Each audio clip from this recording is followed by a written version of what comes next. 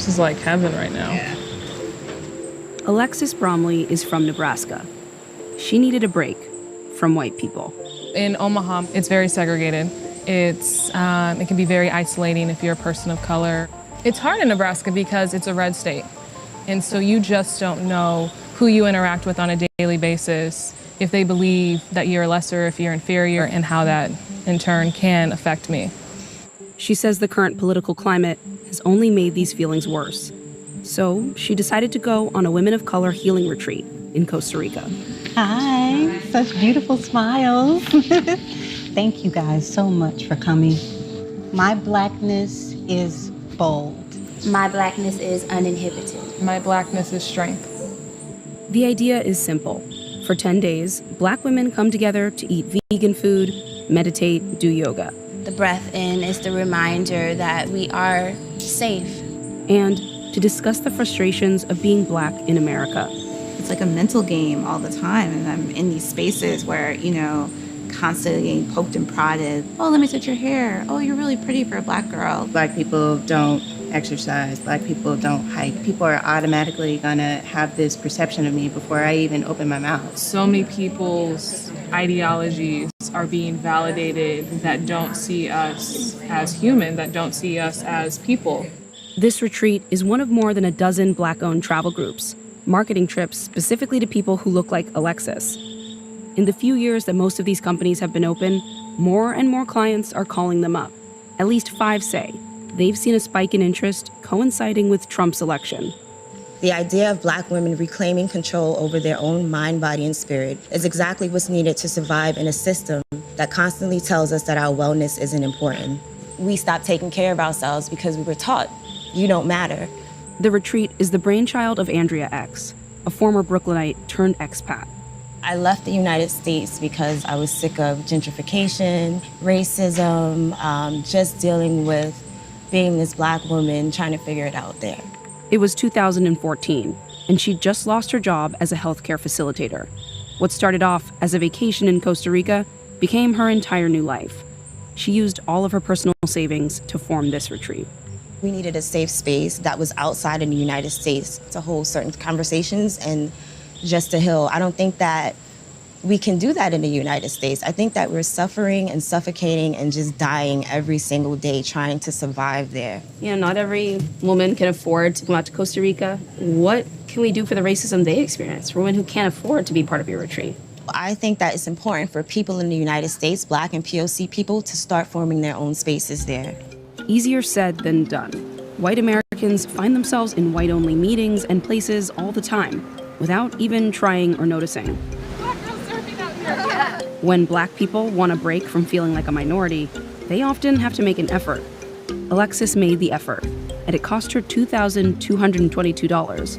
But for her and several other women, that's a reasonable price to pay for a retreat that bans white people. Would having white people on this trip ruin it? I'd want my money back. Yeah, I don't think we will be as open and as honest as we are with the group that we're in now. Yeah. Do you all feel like you've been stereotyped? One thing I always got is you're so well spoken. And I don't think people understand how insulting that is. What else would you expect from me? I'm curious if it's been no different for you since It was the election of President Trump. For Black, we knew that racism has been around, but it's a bit more in our face now. It's made me have to pivot my interactions with people and people who actually support Trump. Yeah. I can't trust you on friendship level, family level, any level if you actually are supporting someone that, is completely racist. Is some of that anxiety what you feel you need to heal from here? We're looking for ways to coping mechanisms, and ways to take care of ourselves because we're not on the agenda.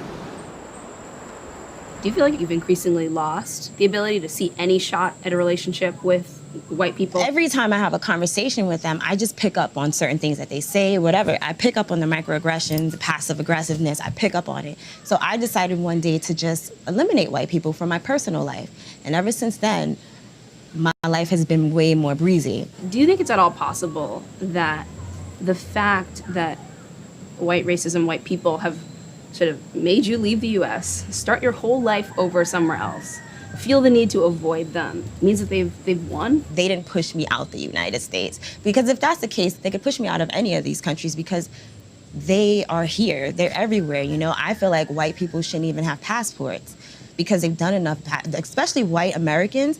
Leave them in the United States. They do not need to come here. They do You not. think they should be even able to travel No, here? they need to stay in the United States. But to a white person who's doing their best to be the best white person they can be. I have no tips for a white person.